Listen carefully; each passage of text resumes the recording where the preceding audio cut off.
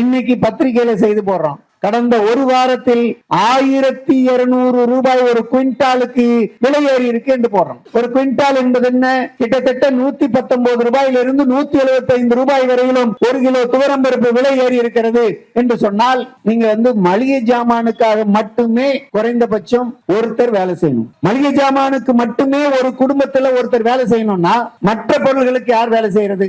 வீட்டு வாடகைக்கு, எலக்ட்ரிசிட்டி பில்லுக்கு, மற்ற விஷயங்களுக்கெல்லாம் யார் வேலை செய்யறது? ஆக இப்படி விலைவாசி மிக கடுமையாக உயர்ந்து கொண்டிருக்கிறது. இந்த விலைவாசி உயர்வுக்கு காரணம் ஒன்றிய பாஜக அரசு. ஒன்றிய பாஜக அரசு தொழிலாளர்களுடைய வாழ்க்கையில் நான் முதலில் குறிப்பிட்ட மாதிரி மண்ணள்ளி போட்டுக் கொண்டிருக்கிறது.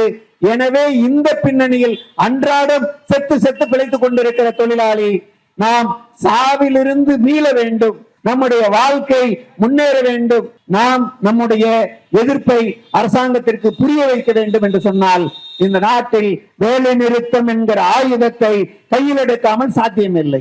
தமிழன் என்று சொன்னால் அவங்களுக்கு கசக்குது. பாருங்களேன், இந்த தமிழ்நாட்டில் இருந்து போயிருக்கக்கூடிய நிதியமைச்சர் நிர்மலா சீதாராமன் வழக்கமாக ஒரு திருக்குறளை படிப்பார். இந்த பட்ஜெட்ல அது கூட இல்லை. திருக்குறளும் இல்லை, திட்டங்களும் இல்லை, தமிழ்நாட்டுக்கு எதுவும் இல்லை. தமிழ்நாட்டு மக்களுக்கு என்ன என்றால், மோடி வருவார், வடை சுடுவார், வாயால் வடை சுடுவார், ஏமாற்றுவார், திரும்புவார்.